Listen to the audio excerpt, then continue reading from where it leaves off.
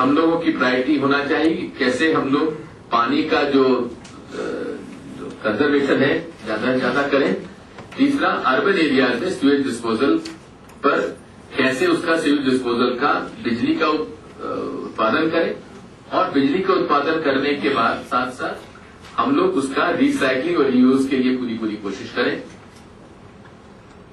अंत में मैं यही कहूंगा कि स्वामी जी आज यहाँ विराजमान है और मेरा तिनका हम लोग गुरु भाई भी है और इनकी कृपा हमेशा से रही है मुझ पर। तो धर्म का उपयोग सामाजिक कार्यों में अधिक से अधिक हो, राजनीतिक कामों में ना हो। सरकार वर्सेस ये ऑपोजिशनल मोड में कर ही नहीं रहे, क्योंकि हम जानते हैं कि ये समस्या का समाधान संभव ही नहीं है यदि सरकार, समाज और संत लोग सब मिलके इसमें योगदान नहीं देंगे, और यही हमारा मोटो भी है। पर ये जो अब आपको मैं इसलिए ये आपने कहा कि सरकार को दोष नहीं दे, दोष नहीं, जिम्मेदारी एक विशिष्ट सरकार की जो आती है वो इस समाज को बांधने का काम। मैं आपने कहा कि समाज को जिम्मेदारी लेनी है।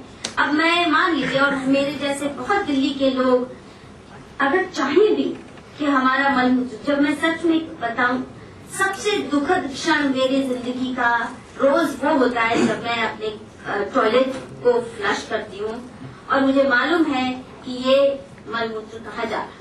ये सबसे रोज का ट्रोमा है, रोज का दुखद क्षण है।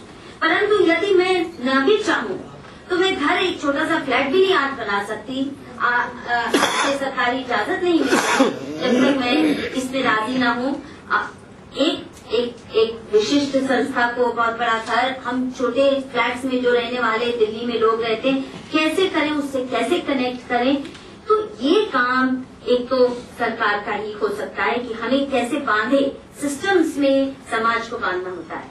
और दूसरा, जो आपने किसान की बात कही, गन्ना किसान का जो उदाहरण विशेष दिया जाता है, अब ये तो सरकारी सोच ही है कि शुगर इसेंशियल कमोडिटी है और इसका दाम नीचे रहना तो एक सरकार का धर्म है, चाहे इम्पोर्ट करना पड़े।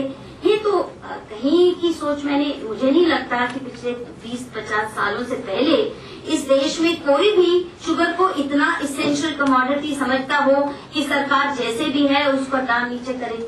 तो कई पॉलिसीज हैं क्रॉप सिलेक्शन में जिसका सरकार का सीधा योगदान रहता है, कुछ क्रॉप्स को बढ़त देने में और बाकी किसानों को भूखा रखने में। तो तभी ये स्विच ओवर भी हो रहा है एक कैश क्रॉप के रूप में।